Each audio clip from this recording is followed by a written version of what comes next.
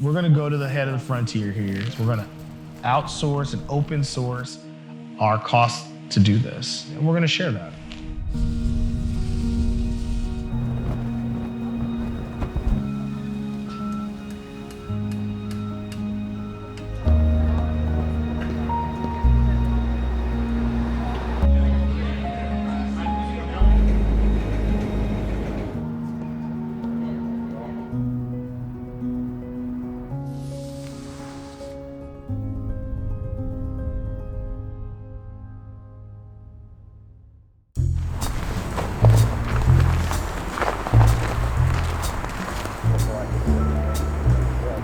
Humboldt Park Passive Living is a multifamily affordable housing development on the west side of Chicago in the Humboldt Park community. It's 60 units of all affordable housing. It's all electric, built to the Passive House standard, and it's the largest passive house development in the city of Chicago's history. We chose Humboldt Park because, frankly, it is a community that's under a great deal of investment pressure.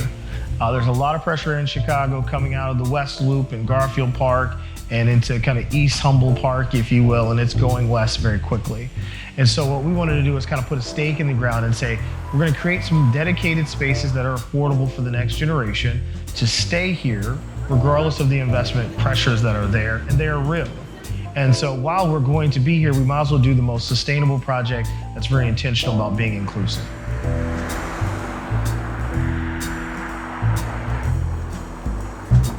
The role of the developer is to really provide leadership throughout the development process. And so what we've done is we always try to impact what is the operating expenses and to really, frankly, advocate for the best experience for working families. And so that goes with sustainable packages. How are we powering the building? How are we heating and cooling the building? How are we bringing water into the building?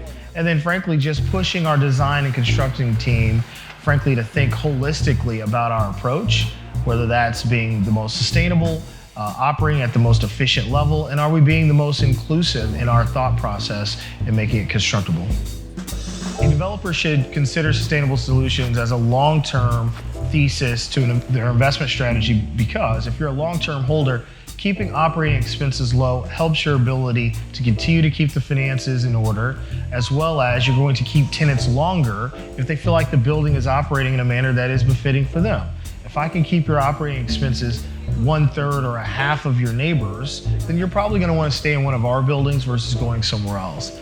And then there's also one of the kind of underspoken topics is the healthy outcomes. If you're in a building that's all electric and there's no gas flowing in the building, those are families that are going to live a healthier and longer life.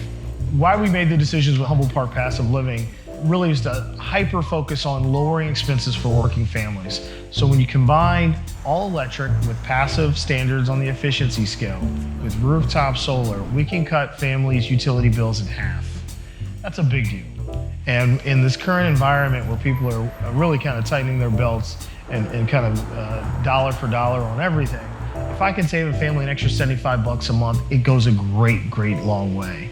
And I think also it sets a precedent to other projects and developers in the community and the region that we can do well and do good.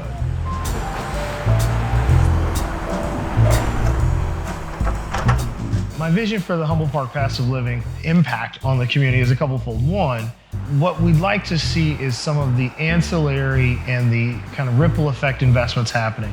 Those 1, 2, 3 unit buildings coming in, being very intentional about how they're being built and the proximity in which they're being built to the project. We think density is real value for community members. It adds a great deal of safety as well. More traffic is more safe.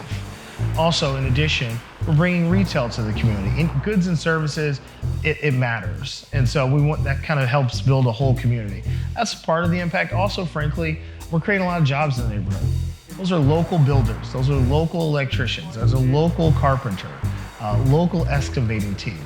I think it matters when people are allowed to participate in the ascension and growth of their own communities. And so we think this is going to change the lived experience and also, frankly, challenge other developments in the community to follow suit.